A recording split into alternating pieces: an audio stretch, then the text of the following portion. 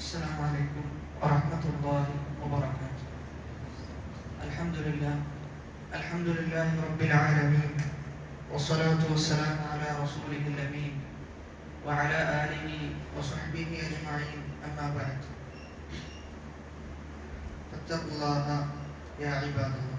അല്ലാഹു സുബ്ഹാനഹു വ തആലയുടെ വിധിവിലക്കുകൾ ജീവിതത്തിന്റെ രഹസ്യങ്ങളിലും പരസ്യങ്ങളിലും കാത്തു സൂക്ഷിക്കുവാൻ കഠിനമായി പരിശ്രമിക്കണേ എന്ന് സ്വന്തത്തെയും നിങ്ങൾ ഓരോരുത്തരെയും ഓർമ്മപ്പെടുത്തുകയാണ് വസിയ്യത്ത് ചെയ്യുകയും നാഥൻ അനുഗ്രഹിക്കുമാറാകട്ടെ. അല്ലാഹുവിന്റെ അപാരമായ തൗഫീഖിനാൽ കഴിഞ്ഞ ക്ലാസ്സിൽ സൂറത്തുൽ ഹുമസ പൂർത്തിയാക്കിയിട്ടുണ്ട്. ശേഷം സൂറത്തുൽ ഫീലാണ് ഇനി വിശദീകരിക്കാനുള്ളത്. أعوذ بالله من الشيطان الرجيم. بسم الله الرحمن الرحيم. ألم تر كيف فعل ربك بأصحاب الفيل؟ ألم يجعل كيدهم في تضليل وأرسل عليهم طيرا أبابيل ترميهم بحجارة من سجيل فجعلهم كعصف مأكول. സൂറത്തുൽ ഫീൽ എന്ന പേരിലാണ് ഈ സൂറത്ത് അറിയപ്പെടുന്നത്. സൂറത്ത് അവതീർണമായിട്ടുള്ളത് മക്കയിലാണ്. സ്വാഭാവികമായും ആനപ്പടയുമായി ബന്ധപ്പെട്ടുള്ള സൂറത്തായതുകൊണ്ട് തന്നെ അത് മക്കയിൽ തന്നെയാണ് അവതീർണമായിട്ടുള്ളത് എന്നാണ്. ഈ സൂറത്തിന്റെ ലക്ഷ്യങ്ങൾ പരിശോധിച്ചു നോക്കിയാൽ ഒന്നാമത്തേത് ബയാനു മാ ഫുഇല ബി അസ്ഹാബിൽ ഫീൽ. എന്താണ് അസ്ഹാബുൽ ഫീലിലെ ആളുകളെ അല്ലാഹു സുബ്ഹാനഹു വ തആല ചെയ്തത് എന്നാണ്. അല്ലാഹു എന്ത് പര്യവസാനമാണ് ആനപ്പടയുടെ ആളുകൾക്ക് നൽകിയത് എന്നതിനെ ഈ സൂറത്തിൽ വിശദീകരിക്കുന്നുണ്ട്. രണ്ടാമത്തേത് തസ്ബീതുൽ മുഅ്മിനീന അലൽ ഹഖ്. മുഅ്മിനീങ്ങളെ ഹക്കിൽ സത്യത്തിന്റെ പാതയിൽ ഉറപ്പിച്ചു നിർത്തുക എന്നതും ഈ സൂറത്തിന്റെ ലക്ഷ്യമായി പ്രതിപാദിക്കപ്പെട്ടിട്ടുണ്ട് എന്നതാണ്. ആദ്യത്തെ ആയത്തിലേക്ക് പ്രവേശിക്കുകയാണ് എങ്കിൽ അലം തറ കൈഫ ഫഅല റബ്ബുക ബി അസ്ഹാബിൽ ഫീൽ. അല്ലാഹു സുബ്ഹാനഹു വ തആല ചോദ്യം ചോദിച്ചുകൊണ്ടാണ് ആരംഭിക്കുന്നത്. അലം തറ, നബിയെ താങ്കൾ കണ്ടില്ലയോ? അലം തറ സ്വാഭാവികമായി റഅ യറ എന്നതാണ് ക്രിയ. തറ എന്ന് പറയുമ്പോൾ അവസാനം യാഇന്റെ രൂപത്തിലുള്ള ഒരു അലിഫ് എന്ത് ചെയ്യണം? വരണം. ലം എന്ന ഫിഅൽ വന്നതുകൊണ്ട് അത് കളഞ്ഞു പോയിട്ടുണ്ട്. അപ്പോൾ അലം തറ, നബിയെ താങ്കൾ കാണുന്നില്ലേ? കൈഫ എങ്ങനെയാണ് ഫഅല റബ്ബുക നിന്റെ റബ്ബ് പ്രവർത്തിച്ചത്? ആരോട്? ബി അസ്ഹാബിൽ ഫീൽ, ഫീലിന്റെ ആനപ്പടയോട് എങ്ങനെയാണ് നിന്റെ റബ്ബ് പ്രവർത്തിച്ചത് എന്ന് നീ കാണുന്നില്ലേ എന്നാണ് ആയത്തിന്റെ അർത്ഥം. അപ്പൊ ഇവിടെ ആനപ്പടയാളികൾ എന്ന് പറയുമ്പോൾ സ്വാഭാവികമായിട്ടും നമുക്കറിയാം അബിസീനിയക്കാരനായ അബ്രഹത്ത്, യമനിലെ രാജാവാണ് അദ്ദേഹം. അപ്പൊ അദ്ദേഹത്തെ കുറിച്ചാണ് എന്ത് ചെയ്യുന്നത്? പ്രതിപാദിക്കുന്നത്. അദ്ദേഹമാണ് ആര്? ആനപ്പടയുടെ നേതാവ് അദ്ദേഹമാണ്. ആ ആനപ്പടയെ കൊണ്ടുവരുന്നതും അദ്ദേഹമാണ്. അപ്പൊ ആ വ്യക്തിയെയും ആ വ്യക്തിയുടെ കൂടെ ഉണ്ടായിരുന്ന സൈന്യത്തെയും ആനയെയും എന്താണ് നിന്റെ റബ്ബ് ചെയ്തത് എന്ന് നീ കാണുന്നില്ലേ എന്നാണ് ചോദിച്ചത്. റസൂലുള്ളാഹി സ്വല്ലല്ലാഹു അലൈഹി വസല്ലമ ഫത്ഹ് മക്ക ഉണ്ടായി. ഫത്ഹ് മക്കയെ കുറിച്ചിട്ട് ഹിജ്റ സനത്തു സാമിനയിലാണ് അത് ഉണ്ടാകുന്നുള്ളത്. 8ാമത്തെ വർഷം ഹിജ്റ 8ലാണ് ഫത്ഹ് മക്ക നടക്കുന്നത്. അങ്ങനെ ഫത്ഹ് മക്കയുടെ സമയത്ത് റസൂലുള്ളാഹി സ്വല്ലല്ലാഹു അലൈഹി വസല്ലമ പറയുന്നുണ്ട്, ഇന്നല്ലാഹ ഹബസ അൻ മക്കത അൽഫി. റസൂലുള്ളാഹി അല്ലാഹു സുബ്ഹാനഹു വ തആല മക്കയെ തൊട്ട് ആനയെ അല്ലാഹു തടഞ്ഞു നിർത്തിയിട്ടുണ്ട്. ആനപ്പടയാളികളെ തടഞ്ഞു നിർത്തിയിട്ടുണ്ട്. വസല്ലത അലൈഹാ റസൂലഹു വൽ മുഅ്മിനീൻ. എന്നിട്ട് അള്ളാഹു അധികാരം കൊടുത്തത് റസൂലിനും മുഅ്മിനീങ്ങൾക്കുമാണ്. അപ്പൊ അള്ളാഹു സുബ്ഹാനഹു വ തആല മക്കയെ സംരക്ഷിച്ചു നിർത്തും. അതിനെ ആരുടെ കയ്യിലാണോ അതിന്റെ അധികാരം കൊടുക്കേണ്ടത്, അതിന്റെ അധികാരം എത്തേണ്ടത്, അവർക്ക് തന്നെ എന്ത് ചെയ്യും, അള്ളാഹു ഏൽപ്പിക്കും എന്നതാണ് ഫത്ഹ് മക്കയിൽ റസൂലുള്ളാഹി സ്വല്ലല്ലാഹു അലൈഹി വസല്ലമ പറഞ്ഞതിൽ നിന്ന് മനസ്സിലാക്കാൻ സാധിക്കുന്നത്. എന്നിട്ട് റസൂൽ പറയുന്നുണ്ട്, ഫഇന്നഹാ ലാ തഹില്ലു ലി അഹദിൻ കാന ഖബ്ലി, എന്റെ മുമ്പുള്ള ഒരാൾക്കും അനുവദനീയമായിട്ടില്ല. വഇന്നഹാ ഉഹില്ലത് ലി സഅഅതൻ മിൻ നഹാർ, എനിക്ക് കുറച്ച് സമയം ചെയ്തിട്ടുണ്ട്, അനുവദനീയമാക്കി തന്നിട്ടുണ്ട്. വഇന്നഹാ ലാ തഹില്ലു ലി അഹദിൻ ബഅദി, എനിക്ക് ശേഷം ഒരാൾക്കും എന്താവില്ല, അനുവദനീയമാവുകയും ചെയ്യില്ല. അപ്പൊ അവിടെ യുദ്ധം നടക്കുക എന്നുള്ളത് അനുവദനീയമല്ല, അവിടെ യുദ്ധം നടക്കുക എന്നത് അനുവദനീയമല്ല. പക്ഷെ റസൂലുള്ളാഹി സ്വല്ലല്ലാഹു അലൈഹി വസല്ലമക്ക് ആ കുറച്ച് സമയം മാത്രം എന്ത് ചെയ്തിട്ടുണ്ട്, അനുവദനീയമാക്കിയിട്ടുണ്ട് എന്നതാണ്. അപ്പൊ ഫത്ഹ് മക്കയുടെ സമയത്ത് റസൂല് മക്ക വിജയിച്ചടക്കിയപ്പോൾ എടുത്തു പറഞ്ഞ വിഷയമാണ്, മക്കയെ തൊട്ട് അള്ളാഹു എന്ത് ചെയ്തിട്ടുണ്ട്, ആനപ്പടയെ സംരക്ഷിച്ച് അവരെ തടുത്തു നിർത്തിയിട്ടുണ്ട് എന്ന് പറഞ്ഞിട്ടുണ്ട്. അതേപോലെ തന്നെ ഈ ആയത്തില് റസൂലുള്ളാഹി സ്വല്ലല്ലാഹു അലൈഹി വസല്ലമയോടാണ് ഖിതാബ്, അഭിസംബോധന നടത്തുന്നത് റസൂലിനോടാണ്. പക്ഷെ മൊത്തം ഉമ്മത്തിനുള്ള അഭിസംബോധനം കൂടിയാണ്. നിങ്ങൾ കാണുന്നില്ലേ എന്ന അർത്ഥം കൂടി എന്ത് ചെയ്യാൻ പറ്റും, നമുക്കിവിടെ മനസ്സിലാക്കാൻ പറ്റും. എന്താണ് അള്ളാഹു ആനപ്പടയാളികളെ ചെയ്തത്, അത് ഓർത്തുകൊണ്ട് അള്ളാഹുവിന്റെ അനുഗ്രഹത്തെ ഓർത്ത് എന്തുകൊണ്ട് നിങ്ങൾ അള്ളാഹുവിനെ മാത്രം ആരാധിക്കുന്നില്ല എന്ന ഒരു ആശയം കൂടി എന്ത് ചെയ്യും, ആ ആയത്തിൽ നിന്ന് ലഭ്യമാകും എന്നതാണ്. അപ്പൊ ഈ ആയത്തിൽ നിന്ന് നമുക്ക് ലഭിക്കുന്ന ഒരുപാട് പാഠങ്ങളുണ്ട്. അതിലൊന്നാണ് കഅബ എന്നത് അള്ളാഹു പവിത്രമാക്കിയ ഭവനമാണ്. കഅബ എന്നത് അള്ളാഹു പവിത്രമാക്കിയ ഭവനമാണ്. അതുകൊണ്ട് ആ ഭവനത്തെ ആരെങ്കിലും എന്തെങ്കിലും രൂപേണ മോശമാക്കാൻ പരിശ്രമിച്ചു കഴിഞ്ഞാൽ അള്ളാഹു എന്ത് ചെയ്യും, നിന്റെ സംരക്ഷണം അള്ളാഹു ഏറ്റെടുത്തിട്ടുണ്ട്. അതുകൊണ്ട് ഒന്നും തന്നെ ചെയ്യാൻ സാധിക്കുകയില്ല എന്നതാണ്. രണ്ടാമത്തേത്, ഈ ആയത്തിൽ നിന്ന് കിട്ടുന്ന പാഠം എന്നത് റസൂലിന്റെ നുബുവത്തിനുള്ള പാഠമാണ്. റസൂലുള്ളാഹി സ്വല്ലല്ലാഹു അലൈഹി വസല്ലമ നബിയാണ് എന്നതിനെ കുറിച്ച് ഈ ആയത്തിലൂടെ നമുക്ക് മനസ്സിലാക്കാൻ സാധിക്കും എന്നതാണ്. അത് എങ്ങനെയെന്ന് ചോദിച്ചു കഴിഞ്ഞാൽ, ഏതൊരു വലിയ സംഭവം ഉണ്ടാകുന്നതിന് മുമ്പ് എന്തുണ്ടാകും, ഏതൊരു വലിയ സംഭവം ഉണ്ടാകാൻ പോകുന്നതിന് മുമ്പ് ചില അടയാളങ്ങൾ ഉണ്ടാവും. അപ്പൊ ആ അടയാളമാണ് എന്ത്, ശരിക്കും ഈ പറയുന്ന അസ്ഹാബുൽ ഫീലിന്റെ വരവും അവരെ അള്ളാഹു നശിപ്പിച്ചു എന്നതുമാണ്. അപ്പൊ ആ വരവിന് ശേഷമാണ് ആര് ജനിക്കുന്നത്, റസൂലുള്ളാഹി സ്വല്ലല്ലാഹു അലൈഹി വസല്ലം ജനിക്കുന്നത്. അപ്പൊ റസൂലിന്റെ ജനനം എന്നത് വലിയ അനുഗ്രഹമാണ്.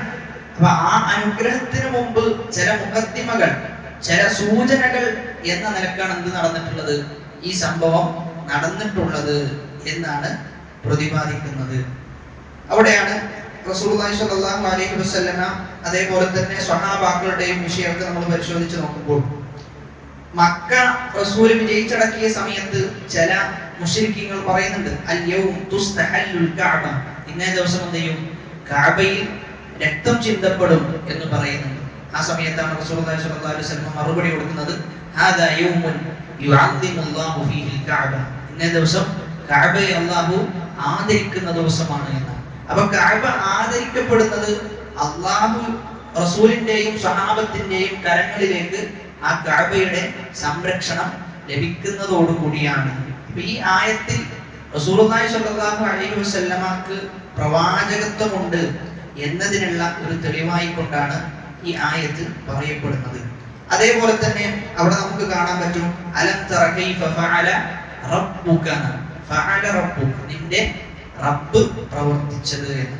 അപ്പൊ നിന്റെ റബ്ബ് പ്രവർത്തിച്ചു എന്ന് എടുത്തു പറയുമ്പോൾ, അതായത് റസൂലുള്ളാഹി സ്വല്ലല്ലാഹു അലൈഹി വസല്ലമയുടെ റബ്ബ് പ്രവർത്തിച്ചു എന്ന് എടുത്തു പറയുമ്പോൾ അവിടെ റസൂലിനുള്ള ആദരവുണ്ട്, അവിടെ റസൂലിനുള്ള ആദരവുണ്ട്. അതേപോലെ തന്നെ റസൂലിന്റെ നുബുവത്തിനുള്ള ഒരു സൂചനയും ആ ആയത്തിൽ നിന്ന് നമുക്ക് മനസ്സിലാക്കാൻ സാധിക്കും എന്നതാണ്. അപ്പൊ ഈ ആയത്തിൽ നിന്ന് റസൂല് നബിയാണ് എന്നതിനുള്ള ഒരു സൂചന ഇതിലുണ്ട് എന്നാണ് പറയപ്പെടുന്നത്. ഇനി ഈ ആയത്ത് വായിച്ചു നോക്കുമ്പോൾ സ്വാഭാവികമായിട്ടും ചില സംശയങ്ങൾ ഉണ്ടാകും. ഒന്നാമത്തേത്, അലം തറ എന്നാണ് പ്രയോഗിച്ചിട്ടുള്ളത്. റസൂലെ, താങ്കൾ കണ്ടില്ലയോ എന്നാണ്. റസൂൽ കണ്ടിട്ടുണ്ടോ? റസൂൽ കണ്ടിട്ടില്ല. പക്ഷെ റസൂലിനോട് കണ്ടില്ലയോ എന്ന് ചോദിക്കാൻ കാരണം അത് റസൂൽ ജനിക്കുന്നത് ആ വർഷം, ജനിക്കുന്നതിന് മുമ്പാണ് ഈ സംഭവം ഉണ്ടാകുന്നത്. അത് റസൂൽ ഒരുപാട് ആളുകളിൽ നിന്ന് ചെയ്തിട്ടുണ്ട്, കേട്ടിട്ടുണ്ട്. ആ സംഭവം ഒരുപാട് ആളുകളിൽ നിന്ന് കേട്ടിട്ടുണ്ട്. അതേപോലെ തന്നെ അത് വിശുദ്ധ ഖുർആനിൽ പ്രതിപാദിക്കുകയും ചെയ്യും. അപ്പോൾ ഒരു കാര്യം അത് ഗണ്ഡിതമായി ഒരുപാട് ആളുകൾ നമ്മോട് പറയുന്നത് കേൾക്കുന്നു, അത് നടന്നു എന്ന് നമുക്ക് ഉറപ്പുണ്ട് എങ്കിൽ അത് കണ്ട രൂപത്തിലാണ് അത് കണ്ട രൂപത്തിലാണ്. അതുകൊണ്ടാണ് അങ്ങനെ പ്രയോഗിച്ചത് എന്നാണ്. അലം തറ, നബിയെ താങ്കൾ കണ്ടില്ലയോ എന്ന് പ്രയോഗിക്കാൻ കാരണം. ഫകാന അൽ-ഇൽമുൽ ഹാസിലു ബിഹി ദറൂറിയൻ മുസാവിയൻ ഫിൽ ഖുവ്വതി വൽ ജലാലി ലിർറുയ. അപ്പോൾ അതിൽ ലഭിക്കുന്ന അറിവ് എന്നത് ഗണ്ഡിതമായ അറിവാണ് അതിലൂടെ ലഭിക്കുന്നത്. അതുകൊണ്ടാണ് ആ രൂപത്തിൽ പ്രയോഗിച്ചത് എന്ന് നമുക്ക് കാണുവാൻ സാധിക്കും. അതേപോലെ തന്നെ സൂറത്തു യാസീനിലെ 31-ാമത്തെ ആയത്തിലും അല്ലാഹു ഇങ്ങനെ ഇതേ രൂപത്തിൽ പ്രയോഗിച്ചതായി നമുക്ക് കാണാൻ പറ്റും. അലം യറൗ കം അഹ്ലക്നാ ഖബ്ലഹും മിനൽ ഖുറൂൻ. അവർ കാണുന്നില്ലേ എത്ര സമൂഹങ്ങളെയാണ് നാം നശിപ്പിച്ചത് എന്നാണ്. അപ്പോൾ അവർ കണ്ടിട്ടുണ്ടോ? ഇല്ല. മുമ്പ് കഴിഞ്ഞു പോയ സമൂഹത്തെ നശിപ്പിച്ചത് അവർ കണ്ടിട്ടില്ല. പക്ഷെ അതിന്റെ അസറുകൾ, ബാക്കി പത്രങ്ങൾ എന്ത് ചെയ്തിട്ടുണ്ട്? അവർ കാണുന്നുണ്ട്. ആ നശിപ്പിക്കപ്പെട്ട സ്ഥലങ്ങൾ അവർ കാണുന്നുണ്ട്. ഇതൊക്കെ എന്ത് ചെയ്യുന്നുണ്ട്? അവർ കാണുന്നുണ്ട് എന്നതാണ്. അപ്പൊ അതുകൊണ്ടാണ് ആ രൂപത്തിൽ പ്രയോഗിക്കാൻ കാരണം. അലം തറ, കണ്ടില്ലയോ എന്നുള്ളത്. ആയിഷ റളിയല്ലാഹു അൻഹ പറയുന്നതായി റിപ്പോർട്ട് ചെയ്യപ്പെടുന്നുണ്ട്. ലഖദ് റഅയ്തു ഖാഇദൽ ഫീലി വസാഖിഖഹു. അസ്ഹാബുൽ ഫീൽ, ആ ആനപ്പടയുടെ മുകളിൽ ഇരുന്ന, ആനയുടെ മുകളിൽ ഇരുന്ന ആള്, ആനയെ കൊണ്ടു നടന്ന ആളും അവരുടെ ഒക്കെ അവസ്ഥ ഞാൻ കണ്ടിരുന്നു എന്ന് ആയിഷ റളിയല്ലാഹു അൻഹ പറയാം. എങ്ങനെയായിരുന്നു അവരുടെ അവസ്ഥ? അഅ്മയൈനി, അവരുടെ കണ്ണിന്റെ കാഴ്ച ചെയ്തിട്ടുണ്ട്, നഷ്ടപ്പെട്ടു പോയിട്ടുണ്ട്. യസ്തതഇമാനിന്നാസ്, അവർ ജനങ്ങളോട് എന്തെയാണ്? ഭക്ഷണം അപേക്ഷിക്കുകയായിരുന്നു എന്നാണ്. അപ്പൊ അത്രയും വലിയ പരീക്ഷണത്തിന് എന്ത് ചെയ്തിട്ടുണ്ട്? അവർ വിധേയമായിട്ടുണ്ട്. അപ്പൊ ഇതൊക്കെ ആര് കാണുന്നുണ്ട്? ഈ പറയുന്ന ആളുകൾക്ക് കാണുന്നുണ്ട്. ഈ പരീക്ഷണത്തിന് വിധേയമായ ആളുകളെ കണ്ണുകൊണ്ട് കാണുന്നുണ്ട്. അതുകൊണ്ടാണ് അലം തറ കൈഫ ഫഅല റബ്ബുക ബി അസ്ഹാബിൽ ഫീൽ എന്ന് പറയാൻ കാരണം എന്നാണ് വിവരിക്കുന്നിടത്ത് പണ്ഡിതന്മാർ സൂചിപ്പിക്കുന്നത്. ഇനി മറ്റൊന്ന്, വിശുദ്ധ ഖുർആനിൽ ചരിത്രം പരിശോധിച്ച് നോക്കുമ്പോൾ, കഥകൾ പരിശോധിച്ച് നോക്കുമ്പോൾ പല കഥകളും പല ആവർത്തി ചെയ്തിട്ടുണ്ട്, ആവർത്തിച്ചു പറയുന്നുണ്ട്. മൂസാ നബിയുടെ ചരിത്രം തന്നെ പല സൂറത്തിലും പല രൂപത്തിലാ പറയുന്നത്. സൂറത്ത് ത്വാഹയിൽ വിശദമായിട്ട് പറയും, എന്നാൽ ചിലയിടത്ത് ചുരുക്കി പറയും, ചിലയിടത്ത് വേറെ ശൈലിയിലായിരിക്കും ദയ്യാ ആ കഥ ആവർത്തിക്കപ്പെടും. എന്നാൽ അസ്ഹാബുൽ ഫീലിന്റെ ചരിത്രം ഈ ഒരു സൂറത്തിൽ മാത്രമാണ് എന്ത് ചെയ്തിട്ടുള്ളത്? പ്രതിപാദിച്ചിട്ടുള്ളത്. വേറെ എവിടെ എന്ത് ചെയ്തിട്ടില്ല? പ്രതിപാദിച്ചിട്ടില്ല എന്നതാണ്. അതിന് ചില കാരണങ്ങളുണ്ട്. അതിൽ ഒരു കാരണമായി പറയപ്പെടുന്നത് ലം യകുൻ മിൻ അജ്ലി തക്ദീബി റസൂലിൻ മിൻ അല്ലാഹ്. അസ്ഹാബുൽ ഫീലിനെ അല്ലാഹു നശിപ്പിക്കാനുള്ള കാരണം എന്താ? പ്രവാചകന്മാരെ നിഷേധിച്ചു എന്നതല്ല, പ്രവാചകന്മാരെ നിഷേധിച്ചു, അവരെ കളവാക്കി എന്നതല്ല, മറിച്ച് അവർ കഅബയെ നശിപ്പിക്കാൻ വേണ്ടി വന്നു എന്നതുകൊണ്ടാണ് ഒരു കാരണമായി പറയുന്നത്. വേറെ കഥകളൊക്കെ പരിശോധിച്ച് നോക്കിക്കഴിഞ്ഞാൽ അവിടെയെല്ലാം പ്രവാചകന്മാരെ കളവാക്കുക എന്നൊരു കാര്യം എന്ത് ചെയ്യുന്നുണ്ട്? നിലനിൽക്കുന്നുണ്ട്. ഇനി രണ്ടാമത്തെ കാരണം, വളരെ ബലപ്പെട്ട അഭിപ്രായം എന്നത് അല്ലാ യത്തഖിദ മിൻഹുൽ മുശ്രികൂന ഗുറൂറൻ ബിമകാനത്തിൻ ലഹും ഇൻദല്ലാഹ്. അതായത് ഈ കഥകൾ കേൾക്കുന്ന സമയത്ത് സ്വാഭാവികമായിട്ട് മുശ്രിക്കീങ്ങൾക്ക് എന്തുണ്ടാവും? ഇത് ഞങ്ങളെ കുറിച്ച് പറഞ്ഞതാണ്. കാരണം അന്ന് കഅബയെ സംരക്ഷിക്കുന്നതാരാ? മുശ്രിക്കീങ്ങളാണ്. അപ്പൊ അത് മുശ്രിക്കീങ്ങൾക്ക് എന്താവും? ഇത് ഞങ്ങളെ കുറിച്ച് പറഞ്ഞതാണ്, ഞങ്ങൾക്ക് സ്ഥാനമുണ്ട്, ഞങ്ങൾക്കാണ് അള്ളാഹുവിന്റെ അടുക്കൽ വലിയ സ്ഥാനം എന്ന് തോന്നാൻ കാരണമാകും എന്നതുകൊണ്ടാണ് എന്ത് ചെയ്യുന്നത്? ഈ കഥ ആവർത്തിക്കാത്തത് എന്നാണ് പറയുന്നത്. സൂറത്തു തൗബയിൽ 19-ാമത്തെ ആയത്തിൽ പറയുന്നുണ്ട്, അജഅൽതും സിഖായത്തൽ ഹാജി വഇമാറത്തൽ മസ്ജിദിൽ ഹറാമി കമൻ ആമന ബില്ലാഹി വൽ യൗമിൽ ആഖിർ. അതായത് അവിശ്വാസികളും വിശ്വാസികളും തമ്മിൽ തർക്കത്തിൽ ഏർപ്പെടുന്ന രംഗമുണ്ട്, അവർ സംസാരത്തിലാകുന്നുണ്ട്. അവിശ്വാസികൾ പറയും, ഞങ്ങളാണ് എന്ത് ചെയ്യുന്നത്? മസ്ജിദുൽ ഹറമിനെ പരിപാലിക്കുന്നത്, കഅബയെ പരിപാലിക്കുന്നതൊക്കെ ഞങ്ങളാണ്, അതുകൊണ്ട് ഞങ്ങളാണ് ആര്? ഉത്തമരായ ആളുകൾ എന്ന് പറയും. ആ സമയത്ത് മുഅ്മിനീങ്ങളായ ആളുകൾ, അവരുടെ അടുക്കലല്ല എന്ത് അന്ന് കഅബയുള്ളത്, അവരുടെ അടുക്കലല്ല മക്കയുടെ അധികാരമുള്ളത്. ആ സമയത്ത് അവർ പറയും, ഞങ്ങളാണ് അള്ളാഹുവിൽ വിശ്വസിച്ചത്, ഞങ്ങളാണ് ജിഹാദിൽ ഏർപ്പെടുന്ന ആളുകൾ എന്ന് പറയുന്ന അപ്പൊ ഇവിടെ മക്കയിലെ മുശ്രിക്കീങ്ങൾ അവർ വഞ്ചിതരായ ഒരു വിഷയമാണെന്ത്, കഅബയെ സംരക്ഷിക്കുന്നത് നമ്മളാണ്. അതുകൊണ്ട് നമ്മളാണെന്ത്, ശരിക്കും പറഞ്ഞു കഴിഞ്ഞാൽ ശരിയായ അള്ളാഹുവിന്റെ അടുക്കൽ സ്ഥാനമുള്ള ആളുകൾ ഞങ്ങളാണ്. അതല്ലാത്ത ആളുകൾക്കൊന്നും എന്തില്ല, അള്ളാഹിന്റെ അടുക്കൽ സ്ഥാനമില്ല. അപ്പൊ ഈ സൂറത്ത് ഒരുപാട് സ്ഥലങ്ങളിൽ ആവർത്തിക്കപ്പെട്ട് കഴിഞ്ഞാൽ അങ്ങനെയുള്ളൊരു വിഷയം എന്ത് ചെയ്യുന്നുണ്ട്, അവിടെ ഉടലെടുക്കുന്നുണ്ട് എന്നതാണ്. സൂറത്തുൽ അൻഫാലിലെ 34-ാമത്തെ ആയത്തിലും അള്ളാഹു സമാനമായ ആയത്ത് പറയുന്നുണ്ട്. വഹും യസുദ്ദൂന അനിൽ മസ്ജിദിൽ ഹറാമി വമാ കാനൂ ഔലിയാഅ ഇൻ ഔലിയാഉഹു ഇല്ലൽ മുത്തഖൂൻ. അല്ലാഹു പറയാണ്, അവരെന്തല്ല അല്ലാഹുവിന്റെ ഔലിയാക്കളല്ല, അല്ലാഹുവിന്റെ അടുത്ത ആളുകളല്ല. ഇൻ ഔലിയാഉഹു ഇല്ലൽ മുത്തഖൂൻ, അല്ലാഹുവിന്റെ ഔലിയാക്കൾ തഖ്വയുള്ള ആളുകളാണ് എന്നതാണ്. ഇനി അസ്ഹാബുൽ ഫീലിന്റെ ചരിത്രം പരിശോധിച്ചു കഴിഞ്ഞാൽ അബ്സീനിയക്കാരനാണ് ആര്, ഈ പറയുന്ന അബ്രഹത്ത് എന്ന രാജാവ്. അപ്പൊ ഈ അബ്രഹത്ത് രാജാവ് എന്ത് ചെയ്യുന്നു ചോദിച്ചു കഴിഞ്ഞാൽ, നജ്ജാശി രാജാവിനെ അദ്ദേഹത്തിന്റെ സ്നേഹം പിടിച്ചു പറ്റാൻ വേണ്ടിയിട്ട് വലിയ കെനീസ, വലിയ ചർച്ച് പണിയുന്ന വലിയ ചർച്ച്. എത്രത്തോളം എന്ന് ചോദിച്ചു കഴിഞ്ഞാല് നല്ല ഉയരത്തിലായിരുന്നു അത് അദ്ദേഹം പണിതത് എന്നാണ്. കാണാൻ അങ്ങേയറ്റം ഭംഗിയുണ്ടായിരുന്നു. അപ്പൊ ഇത് അദ്ദേഹം പണിതതിന്റെ മറ്റൊരു ലക്ഷ്യം കൂടിയാണെന്ത്, കഅബയിൽ നിന്ന് ആളുകളെ തെറ്റിച്ചിട്ട് എന്ത് ചെയ്യാം, ഈ പറയുന്ന കെനീസയിലേക്ക് കൊണ്ടുവരിക എന്നുള്ളത്. അപ്പൊ ശരിക്കും പറഞ്ഞു കഴിഞ്ഞാൽ അറബികളെ സംബന്ധിച്ചിടത്തോളം കഅബ എന്നത് അവർക്കെല്ലാമായിരുന്നു. ഇനി മുശ്രിക്കീങ്ങളുടെ കാലത്താണ് എങ്കിലും കഅബക്ക് അവരെന്ത് ചെയ്തിരുന്നു, നൽകേണ്ട സ്ഥാനം അവർ നൽകിയിരുന്നു എന്നതാണ്. അതുകൊണ്ട് തന്നെ ചില അറബികൾ അത് എന്ത് ചെയ്തു, ചൊടിപ്പിച്ചു. അപ്പോ ഒരു കിനാന ഗോത്രം, ബനു കിനാന ഗോത്രത്തിൽപ്പെട്ട ഒരു അറബി എന്ത് ചെയ്തു, ആ കെനീസയിൽ പോയിട്ട് മലവിസർജനം ചെയ്തു എന്നാണ്. അദ്ദേഹത്തെ ആ പറയുന്ന ആ കെനീസയെ താഴ്ത്തിക്കെട്ടാൻ വേണ്ടി കഅബയോട് ആ കെനീസയെ കിടപിടിക്കുന്നു എന്ന് പറഞ്ഞതിന്റെ ദേഷ്യത്തിൽ എന്ത് ചെയ്തു, അവിടെ പോയിട്ട് മലവിസർജനം ചെയ്തു എന്നാണ്. അപ്പൊ ഇതെന്ത് ചെയ്തു എന്ന് ചോദിച്ചു കഴിഞ്ഞാൽ ഇത് അദ്ദേഹത്തിന് വല്ലാതെ ദേഷ്യം പിടിപ്പിച്ചു. അങ്ങനെയാണ് അദ്ദേഹം ചെയ്യുന്നത്, അദ്ദേഹത്തിന്റെ സൈന്യവുമായി കഅബയെ ലക്ഷ്യം വെച്ചുകൊണ്ട് പുറപ്പെടുന്നത്. ഇത് അദ്ദേഹം ബിൽഡ് ചെയ്യുന്നത്, ഇത് പണിയുന്നത് സ്വൻആ എന്ന് പറയുന്ന സ്ഥലത്താണ്. സ്വൻആ എന്ന് പറയുന്ന സ്ഥലത്താണ് ഇത് അദ്ദേഹം നിർമ്മിക്കുന്നത്. ഖലീസ് എന്നാണ് അതിന്റെ പേര് എന്നായിരുന്നു. ഖലീസ് എന്നായിരുന്നു ആളുകൾ അതിനെ വിളിച്ചിരുന്നത്. അങ്ങനെ അദ്ദേഹം മുഹമ്മസ് എന്ന് പറയുന്ന സ്ഥലത്തേക്ക് രാത്രിയാണ് എത്തുന്നത്. അതായത് മക്കയുടെ ത്വായിഫ് റൂട്ടിൽ പോകുമ്പോൾ മക്കയുടെ അടുത്തുള്ള ഒരു സ്ഥലമാണെന്ത്, ഈ പറയുന്ന മുഹമ്മസ് എന്നത്. അപ്പൊ മുഹമ്മസ് എന്ന സ്ഥലത്താണ് അദ്ദേഹം രാത്രി എത്തിപ്പെടുന്നത്. അങ്ങനെ രാത്രി എത്തിപ്പെട്ടു. അദ്ദേഹം ആളെ അയക്കുകയാണ്. ഖുറൈശികളുടെ കൂട്ടത്തിൽ അന്ന് വളരെ പ്രധാനിയായ ആളായിരുന്നു അബ്ദുൽ മുത്തലിബ്.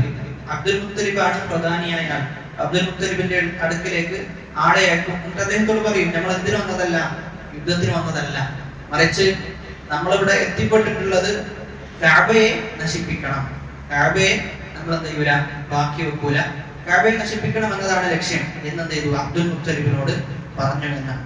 എന്നിട്ട് അബ്ദുൽ മുത്തലിബിന്റെ 200ഓളം വരുന്ന ഒട്ടകങ്ങൾ എന്ത് ചെയ്തു, അദ്ദേഹം പിടിച്ചെടുത്തു. ആ സമയത്ത് അബ്ദുൽ മുത്തലിബ് പറയുന്നുണ്ട്, എന്റെ ഒട്ടകത്തെ എന്ത് ചെയ്യണം, എനിക്ക് തിരിച്ചു തരണം, എന്റെ ഒട്ടകത്തെ തിരിച്ചു തരണം. അപ്പൊ ഇദ്ദേഹം പറയുന്നുണ്ട്, അബ്രഹത്ത് പറയുന്നുണ്ട്, താങ്കൾ എന്തൊരു നേതാവാണ്, താങ്കൾ ആദരിക്കുന്ന ബഹുമാനിക്കുന്ന കഅബയെ ഞാൻ പിടിച്ചെടുത്തു. ആ കഅബയെ പിടിച്ചെടുത്തിട്ട് കഅബയെ കുറിച്ച് താങ്കൾക്ക് ഒറ്റ വാക്ക് പോലും പറയാനില്ല. താങ്കൾക്ക് അവിടെയും സംസാരം താങ്കളുടെ ഒട്ടകത്തെ കുറിച്ചാണ്. താങ്കളെ കുറിച്ച് താങ്കളുടെ വർത്താനം കേട്ട് ഞാൻ ലജ്ജിക്കുന്നു എന്നാണ് അബ്രഹത്ത് പറഞ്ഞത്. ആ സമയത്ത് അബ്ദുൽ മുത്തലിബ് പറയുന്ന വാക്കുണ്ട്. അബ്ദുൽ മുത്തലിബ് പറയുന്നത്, ഈ ഒട്ടകത്തിന്റെ ഉടമസ്ഥൻ ഞാനാണ്, അതുകൊണ്ട് എന്റെ ഒട്ടകത്തെ എനിക്ക് തിരിച്ചു തരണം. എന്നാ കഅബയുടെ ഉടമസ്ഥൻ ആരാണ്, റബ്ബാണ്. അപ്പൊ റബ്ബ് എന്ത് ചെയ്യും, അത് സംരക്ഷിക്കും എന്നതാണ്. അപ്പൊ അത് വല്ലാത്തൊരു വാക്കാണ്. കഅബയുടെ സംരക്ഷകൻ അല്ലാഹു സുബ്ഹാനഹു വ തആലയാണ്. അതുകൊണ്ട് അല്ലാഹു എന്ത് ചെയ്യും, അത് സംരക്ഷിക്കും എന്ന ഉറച്ച ബോധ്യത്തിൽ നിന്നായിരുന്നു അദ്ദേഹം സംസാരിച്ചത് എന്നാണ്. അങ്ങനെ രാവിലെയാകുന്നു, അദ്ദേഹം സൈന്യത്തെ ഒരുക്കുന്നു. അപ്പൊ ഇത് സ്വാഭാവികമായും കഅബ പൊളിക്കപ്പെടുക എന്നുള്ളത് ആർക്ക് കാണാൻ പറ്റൂല, അവിടെയുള്ള ഖുറൈശികളെ സംബന്ധിച്ച് അവരുടെ കണ്ണുകൾ കൊണ്ട് അത് കാണുക എന്നുള്ളത് വിഭാവനം ചെയ്യാൻ പറ്റാത്ത ഒരു കാര്യമാണ്. അങ്ങനെ അവരെന്ത് ചെയ്യുന്നു ചോദിച്ചു കഴിഞ്ഞാൽ, അവർ ദൂരെയുള്ള ഒരു മലഞ്ചെരുവിലേക്ക് പോയി അവിടെ നിൽക്കുന്ന, അതായത് കഅബ പൊളിക്കപ്പെടുന്നത് എന്ത് ചെയ്യണ്ട, നമ്മൾ കാണേണ്ടതില്ല എന്നാണ്. അപ്പൊ കഅബയോട് അത്രത്തോളം സ്നേഹം എന്ത് ചെയ്തിരുന്നു അവർക്ക് ഉണ്ടായിരുന്നു എന്നതിനെയാണ് അത് അറിയിക്കുന്നത്. സ്വഹാബാക്കൾക്കാണെങ്കിലും കഅബയെ കാണുക, ഉംറ ചെയ്യുക, ഹജ്ജ് ചെയ്യുക എന്നതൊക്കെ അവർക്ക് അങ്ങേയറ്റത്തെ താല്പര്യവും അങ്ങേയറ്റത്തെ ഇഷ്ടവുമുള്ള വിഷയമായിരുന്നു എന്ന് റസൂലിന്റെ ചരിത്രം പരിശോധിക്കുമ്പോൾ നമുക്ക് കാണാൻ സാധിക്കും. ഹുദൈബിയ സന്ധിക്ക് പുറപ്പെടുന്നതിന് മുമ്പ്, ഹുദൈബിയ സന്ധി ലക്ഷ്യം വെച്ച് പോയതല്ല, ഹുദൈബിയ സന്ധി നടക്കും എന്ന ലക്ഷ്യത്തിന് പോയതല്ല, മറിച്ച് എന്തിനു പോയതാണ്? ഉംറക്ക് പോയതാണ്.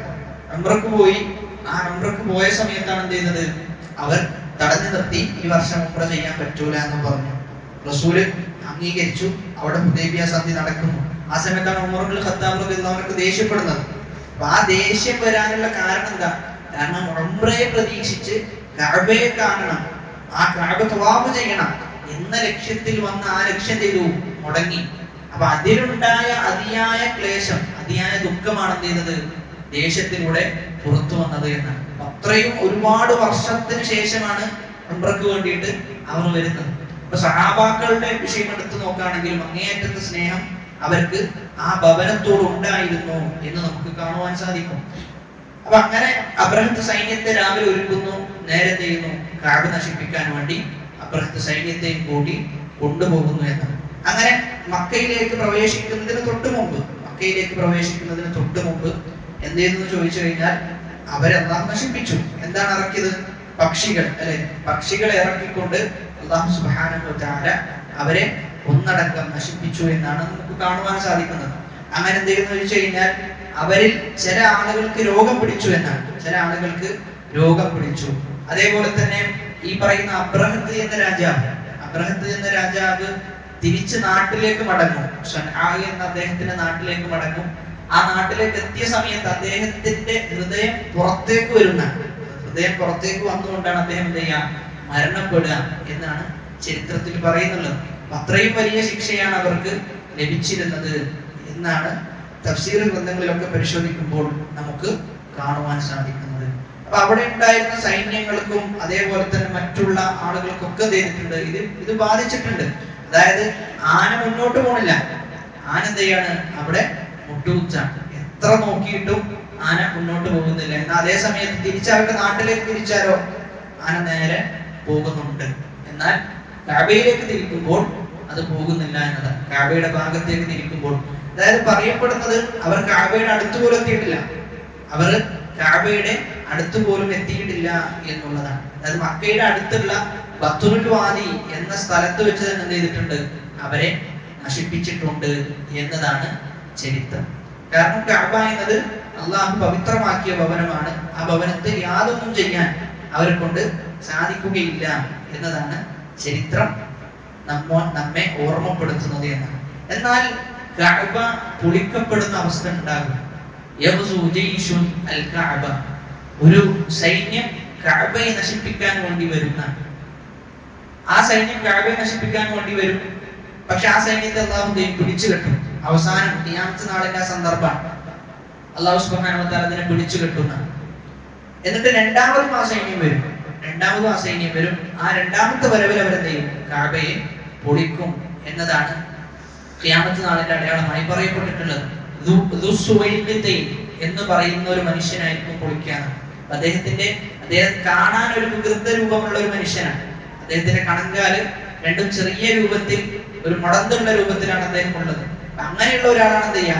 ഇത്രയും നിന്ദ്യനായ ഒരാളും അദ്ദേഹത്തിന്റെ കൂട്ടത്തിൽപ്പെട്ട ചില സൈന്യങ്ങളും കൂടിയിട്ടാണ് കഅബയെ നശിപ്പിക്കുക എന്നതാണ് ഹദീസുകളിൽ, നാം ബുഖാരിയും മുസ്ലിമും ഉദ്ധരിക്കുന്ന ഹദീസിൽ നമുക്ക് കാണാൻ സാധിക്കും.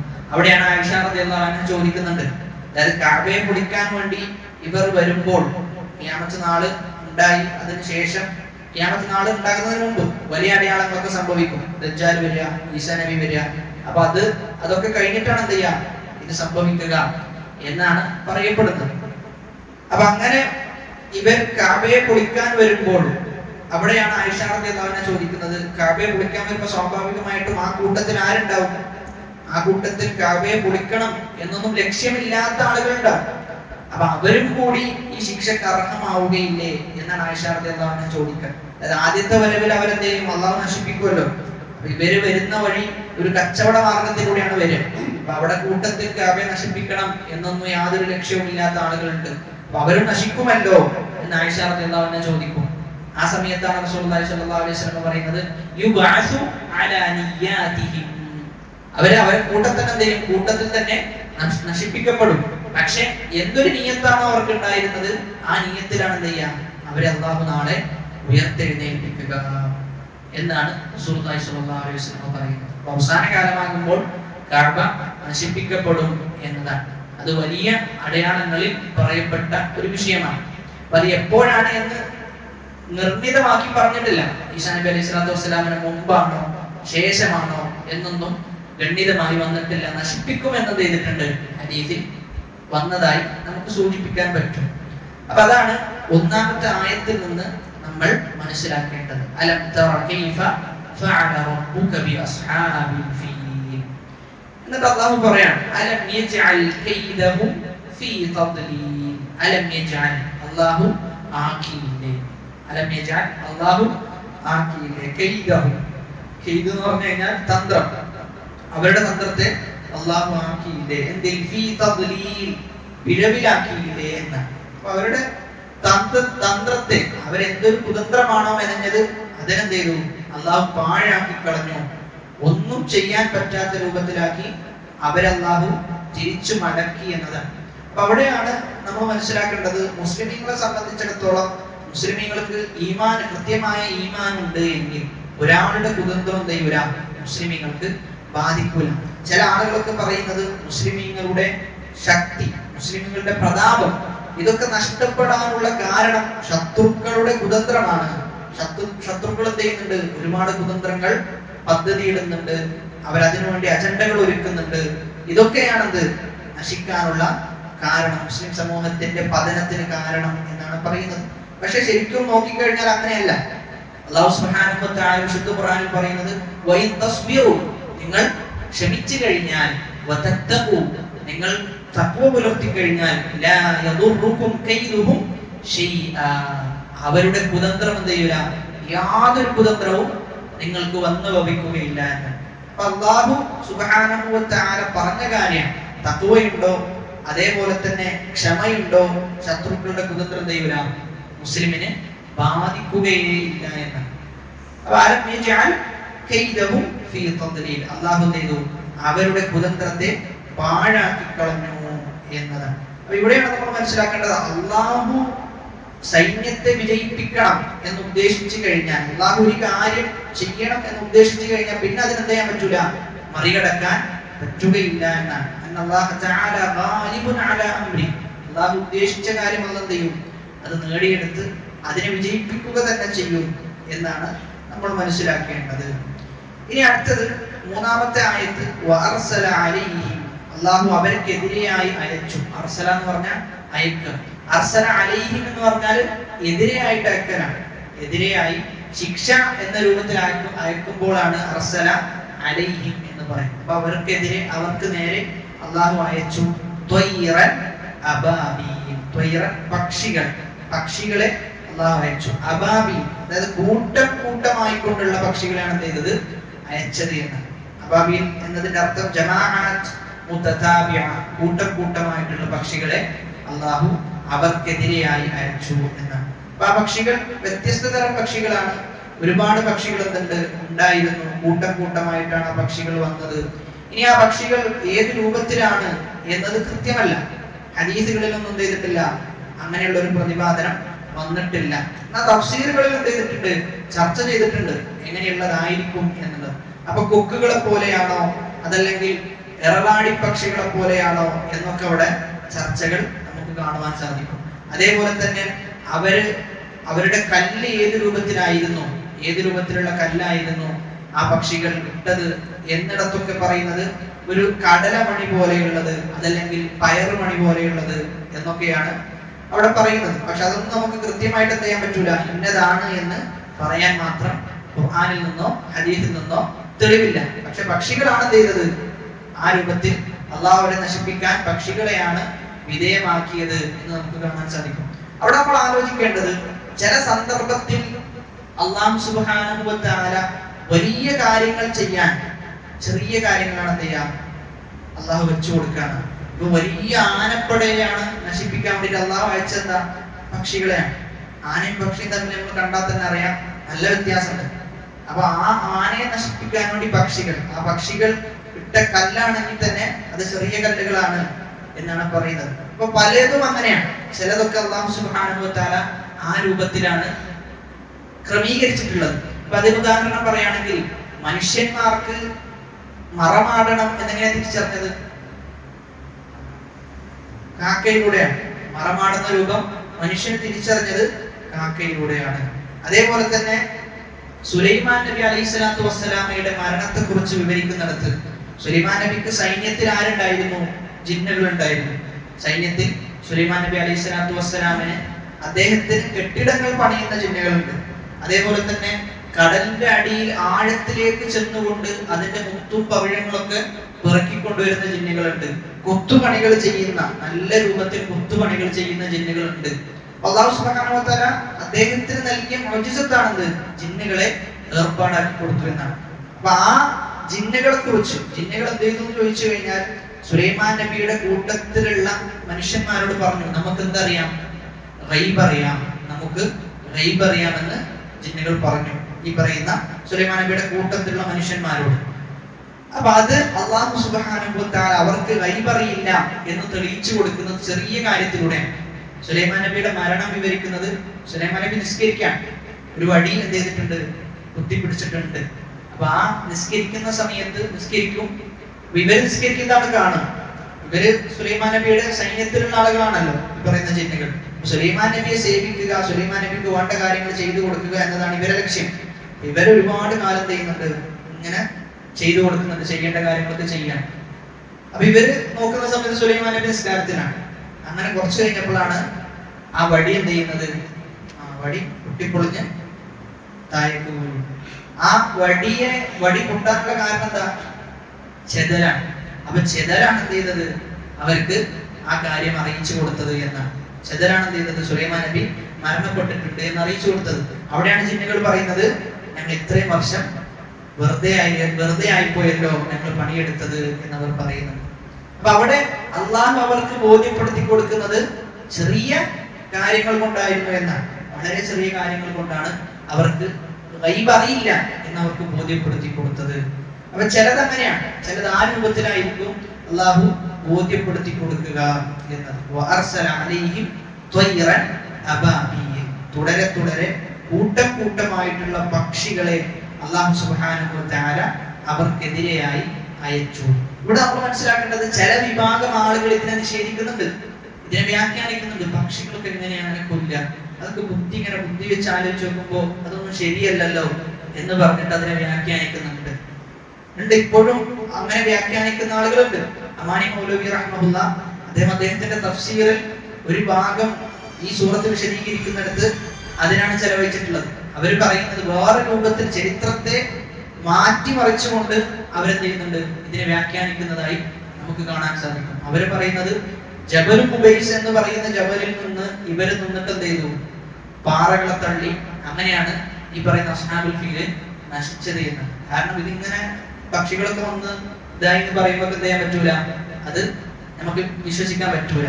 പിന്നെ അള്ളാഹുവിന്റെ കൗലിനെ തള്ളാനും പറ്റൂല. അള്ളാഹുവിന്റെ സംസാരം ആ ആയത്ത് ശരിയല്ല എന്ന് പറയാൻ പറ്റുമോ? ഇല്ലല്ലോ.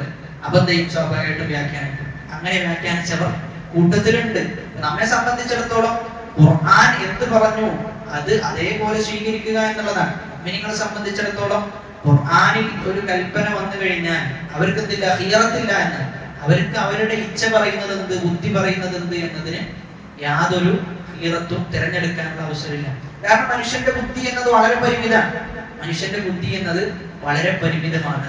എന്റെ ബുദ്ധി ആയിരിക്കില്ല നിങ്ങളുടെ ബുദ്ധിയും തമ്മിൽ തന്നെ എന്തുണ്ട്? എന്റെ വ്യത്യാസങ്ങൾ ഉണ്ട്. അപ്പൊ ആരെ ബുദ്ധി വെച്ചിട്ടാ സ്വീകരിക്കുക? ആരെ ബുദ്ധി വെച്ചിട്ട് അളക്കുക? അപ്പൊ അതിനൊന്നും എന്തുണ്ടാവില്ല, ഒരു മാനദണ്ഡം ഉണ്ടാവാത്ത വരും എന്നാണ്. അവിടെയാണ് അലി ഇബ്നു അബീ ത്വാലിബ് റളിയല്ലാഹു അൻഹു ഹുഫയുടെ വിഷയമൊക്കെ പറയുന്നത്. ഹുഫയുടെ വിഷയമൊക്കെ വളരെ വ്യക്തമായി സൂചിപ്പിക്കുന്നത്. അപ്പൊ ദീനിനെ സംബന്ധിച്ചിടത്തോളം ബുദ്ധി അധിഷ്ഠിതമല്ല എന്ത് ദീൻ. അതായത് ബുദ്ധി വെച്ചിട്ട് ഒരു കാര്യം സ്ഥാപിക്കുക എന്നുള്ളതല്ല. മറിച്ച് ഖുർആനിൽ സ്ഥിരപ്പെട്ട് കഴിഞ്ഞാൽ, ഹദീസിൽ സ്ഥിരപ്പെട്ട് കഴിഞ്ഞാൽ സ്വാഭാവികമായിട്ടും ശരിയായ അർത്ഥത്തിലുള്ള ഒരു മനുഷ്യന് അത് എന്ത് ചെയ്യാൻ പറ്റും? സ്വീകരിക്കാൻ പറ്റും. സ്വീകരിക്കാൻ പറ്റുന്ന കോലത്തിലാണ് അല്ലാഹു സുബ്ഹാനഹു വ തആല നമ്മോട് കാര്യങ്ങളൊക്കെ പറഞ്ഞിട്ടുള്ളത് എന്ന്. നമ്മൾ വളരെയേറെ ശ്രദ്ധിക്കേണ്ട ഒരു വിഷയമാണ് ഈ ബുദ്ധി വെച്ച് വ്യാഖ്യാനിക്കുക എന്നത്. പലപ്പോഴും അത് നമ്മിലേക്ക് കയറി വരുന്നത് കുറച്ചൊക്കെ നമ്മൾ ദുനിയവിയായി ഉഷാറാകും, കുറച്ചൊക്കെ അത്യാവശ്യം സാമ്പത്തിക കാര്യങ്ങളൊക്കെ മെച്ചപ്പെടും. അങ്ങനെയൊക്കെ ഉണ്ടാകുമ്പോൾ നമ്മൾ ഈ രംഗത്തിൽ ഇങ്ങനെയൊക്കെ ആയി മാറും. ചില ആളുകൾ അതൊന്നും ബുദ്ധിക്ക് യോജിക്കുന്നില്ല, അതൊന്നും ഞാൻ എന്താണോ വിചാരിക്കുന്നത് അതിനൊരു യോജിപ്പില്ല എന്നാണ് പറയുക. അപ്പൊ അത് വളരെയധികം സൂക്ഷിക്കേണ്ട ഒരു കാര്യമാണ്. കാരണം ബുദ്ധിക്ക് യോജിക്കുന്നില്ല എന്ന് പറഞ്ഞു കഴിഞ്ഞാൽ പിന്നെ ഉണ്ടാകാൻ പോകുന്നത് ഖുർആൻ എന്ത് ചെയ്യാതെ വരും. ഖുർആനിന്റെ ആയത്തുകൾ വരെ പരസ്പര വൈരുദ്ധ്യങ്ങളായി തോന്നുന്ന അവസ്ഥയിലേക്ക് എത്തിപ്പെടും എന്നതാണ്. അങ്ങനെ ഹദീസ് നിഷേധം ഉണ്ടാവും, അവസാനം ഖുർആൻ നിഷേധിക്കുന്ന അവസ്ഥ ഉണ്ടാവും, ലാസ്റ്റ് എത്തിപ്പെടുക നിരീശ്വരവാദത്തിലേക്കാണ്. അപ്പൊ ആ ഒരു ചവിട്ടുപടി നമ്മൾ ഏറെ ശ്രദ്ധിക്കേണ്ട ഒരു വിഷയമാണ്.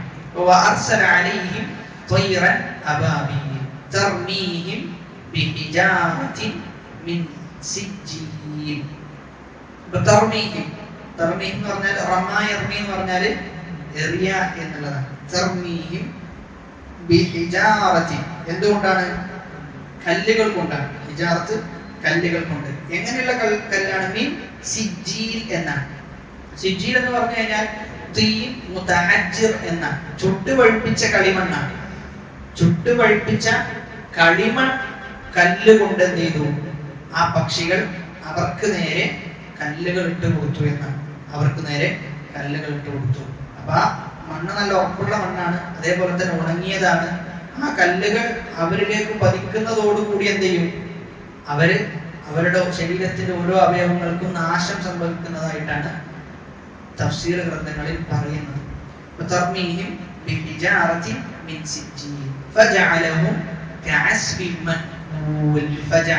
അല്ലാഹു അവരെ ആക്കി. എന്താ ആക്കിയത്? തിന്നൊടുക്കപ്പെട്ട വൈക്കോല് തുരുമ്പ് പോലെ ആക്കിയതാണ്. മഖൂൽ എന്ന് പറഞ്ഞാൽ തിന്നപ്പെട്ട, അസ്ഫ് എന്ന് പറഞ്ഞു കഴിഞ്ഞാൽ വൈക്കോൽ തുരുമ്പ് പോലെ. അപ്പൊ നമുക്കറിയാം ഈ പശുക്കളൊക്കെ തിന്നു കഴിഞ്ഞാൽ അതൊന്നും ഉണ്ടാവും, തിന്നു കഴിഞ്ഞാൽ ഒരു രൂപം ഉണ്ടാവും, ആ കൂടി മൊത്തം ഒന്നില്ലാത്ത കോലത്തിലായിരിക്കും ഉണ്ടാവുക. അപ്പൊ ആ രൂപത്തിലായി എന്ത് ഈ പറയുന്ന ആളുകളുടെ ഈ അസ്ഹാബുൽ ഫീലിന്റെ അവസ്ഥ എന്നാണ്. നാം അവരെ ആക്കി അസ്ഫ് പോലെ ആക്കി തീർത്തു, വൈക്കോൽ തുരുമ്പ് പോലെ ആക്കി. എങ്ങനെയുള്ള വൈക്കോൽ തുരുമ്പ്? മഖൂൽ. മഖൂൽ എന്ന് പറഞ്ഞാൽ തിന്നപ്പെട്ട. അക്കല എന്ന് പറഞ്ഞാൽ അവൻ തിന്നു എന്നതാണ്. ആക്കി എന്ന് പറഞ്ഞാൽ തിന്നുന്നവൻ. മഖൂൽ തിന്നപ്പെട്ടത് എന്നാണ്. അവ തിന്നപ്പെട്ട വൈക്കോൽ തുരുമ്പ് പോലെ അല്ലാഹു സുബ്ഹാനഹു വ തആല അവരെ ആക്കി തീർത്തു എന്നാണ് ആ ആയത്തിൽ പ്രതിപാദിക്കുന്നത്. അപ്പൊ അതോടുകൂടി സൂറത്തുൽ ഫീൽ അവസാനിക്കുകയാണ്. അപ്പൊ സൂറത്തുൽ ഫീലിൽ നമുക്ക് ലഭിക്കുന്ന ഏറ്റവും വലിയ പാഠം എന്നത് അല്ലാഹു ഒരു കാര്യത്തിന്റെ സംരക്ഷണം ഏറ്റെടുത്തിട്ടുണ്ട് എങ്കിൽ അതിനെ ഇനി എത്ര വരുന്ന മനുഷ്യന്മാർ അതിനെ നശിപ്പിക്കാൻ ശ്രമിച്ചാലും അതിനെ മറയിടാൻ ശ്രമിച്ചാലും അതവർക്ക് ഒരിക്കലും സാധ്യമാവുകയില്ല എന്നെന്ത് ചെയ്യുന്നുണ്ട്? സൂറത്തുൽ ഫീൽ നമുക്ക് പഠിപ്പിച്ചു തരുന്നുണ്ട് എന്നതാണ്. അത് അവിടെ നമ്മൾ മനസ്സിലാക്കേണ്ടത് സത്യം, അതിനാണ് എന്തുണ്ടാവുക? വിജയം ഉണ്ടാവുക എന്നതാണ്. ഇനി ആ സത്യത്തിൽ എത്ര തന്നെ കുറച്ചാളുകളാണ് ഉള്ളത് എങ്കിലും അല്ലാഹു ദൈവം ആ സത്യത്തെ വിജയിപ്പിച്ചെടുക്കും എന്നതൊക്കെ സൂറത്തുൽ ഫീലിൽ നിന്ന് നമ്മൾ പഠിച്ചെടുക്കേണ്ട ഒരു പാഠം, വലിയ പാഠം കൂടിയാണ്. അതേപോലെ തന്നെ മുഅ്മിനീങ്ങളെ അല്ലാഹു ദൈവം ഹഖിൽ, സത്യത്തിൽ സ്ഥിരപ്പെടുത്തുന്ന ഒരുപാട് കാര്യങ്ങൾ മുഅ്മിനീങ്ങൾക്ക് അല്ലാഹു കാണിച്ചു കൊടുക്കും. ഇത് കാണുന്ന ഒരാളെ സംബന്ധിച്ചിടത്തോളം, ഈ ചരിത്രം അറിഞ്ഞ ഒരാളെ സംബന്ധിച്ചിടത്തോളം നമ്മൾ ഉള്ളത് എന്തിലാണ്? ഹഖിലാണ് എന്നത് നമുക്ക് പൂർണ്ണമായ ബോധ്യമുണ്ടാകും എന്നതാണ്. അപ്പൊ അതാണ് സൂറത്തുൽ ഫീലുമായി ബന്ധപ്പെട്ട് വളരെ ചുരുക്ക രൂപത്തിൽ നമുക്ക് സൂചിപ്പിക്കാനുള്ളത്. ഇൻഷാ അല്ലാഹ് അടുത്തത് സൂറത്തുൽ ഖുറൈശാണ്. സൂറത്തുൽ ഖുറൈശ് അടുത്ത ക്ലാസ്സിൽ ആരംഭിക്കാം എന്നാണ് വിചാരിക്കുന്നത്. അപ്പൊ ഇത് നമ്മൾ സാധാരണ സൂചിപ്പിക്കാറുണ്ട്. ഇത് ഓതുന്ന സമയത്ത് എന്ത് ചെയ്യണം? നമുക്കതിന്റെ അർത്ഥങ്ങൾ നമ്മൾ മനസ്സിൽ ആലോചിക്കണം എന്നതാണ്. അപ്പൊ അതുകൊണ്ട് തന്നെ അതിന്റെ വാക്കർത്ഥങ്ങൾ നമ്മൾ പ്രത്യേകം പഠിക്കണം. വാക്കർത്ഥങ്ങൾ ഇതിൽ പഠിക്കാനുള്ള വാക്കർത്ഥം എന്നത് ഒന്ന് സിജ്ജീൽ എന്നത് പഠിക്കേണ്ട ഒരു വാക്കാണ്. അതേപോലെ തന്നെ അബാബി, ഖെയ്ദ്. എന്താണ് ഖെയ്ദ് എന്നതിന്റെ ഉദ്ദേശം? പിന്നെയുള്ളത് അസ്ഫിൻ മഖൂൽ. അസ്ഫിൻ മഖൂൽ. അപ്പൊ ഇങ്ങനെയുള്ള പദങ്ങൾ എന്ത് ചെയ്യണം? പഠിച്ചു വെക്കണം. അങ്ങനെ പദങ്ങൾ പഠിച്ചു വെച്ച് കഴിഞ്ഞാൽ സ്വാഭാവികമായിട്ടും പിന്നീട് വേറെ സൂറത്തുകളിലൊക്കെ ആ പദം കേൾക്കുമ്പോൾ അതിന്റെ അർത്ഥം നമ്മുടെ മനസ്സിലേക്ക് വരും. അപ്പൊ ആ ഒരു പഠനം കൂടി, കേൾക്കുന്നതിലുപരി ഖുർആനിന്റെ പഠനം കൂടി നടക്കേണ്ടതുണ്ട്. അതേപോലെ തന്നെ അമാനി മൗലവിയുടെ തഫ്സീറൊക്കെ നമുക്ക് എന്ത് ചെയ്യാൻ പറ്റും, ഒരുപാട് വായനക്ക് വേണ്ടി ഉപയോഗപ്പെടുത്താൻ പറ്റും. ഇബ്നു കസീർ റഹ്മത്തുള്ളാഹിയുടെ തഫ്സീറിന്റെ ചുരുക്കമാണ് എന്ത് ചെയ്തിട്ടുള്ളത്, അമാനി മൗലവി റഹ്മത്തുള്ള അതിൽ രേഖപ്പെടുത്തിയിട്ടുള്ളത്. അത്തരത്തിൽ തഫ്സീറുകൾ വായിക്കുക. അല്ലാഹു സുബ്ഹാനഹു വ തആല കേട്ടതിലുപരി ജീവിതത്തിൽ പ്രാവർത്തികമാക്കുവാനുള്ള തൗഫീഖ് നൽകി അനുഗ്രഹിക്കുമാറാകട്ടെ. നമ്മിൽ നിന്ന് വന്നുപോയ ചെറുതും വലുതുമായ എല്ലാ പാപങ്ങൾ അല്ലാഹു പുറത്തു മാപ്പാക്കി നൽകുമാറാകട്ടെ. അല്ലാഹു ഗഫിർ ലിൽ മുഅ്മിനീന വൽ മുഅ്മിനാത്ത് വൽ മുസ്ലിമീന വൽ മുസ്ലിമാത്ത് الأحياء منهم والأموات إنك مجيب الدعوات ويا قاضي الحاجات. ربنا تقبل منا إنك أنت السميع العليم وتب علينا إنك أنت التواب الرحيم. آمين آمين برحمتك يا أرحم الراحمين.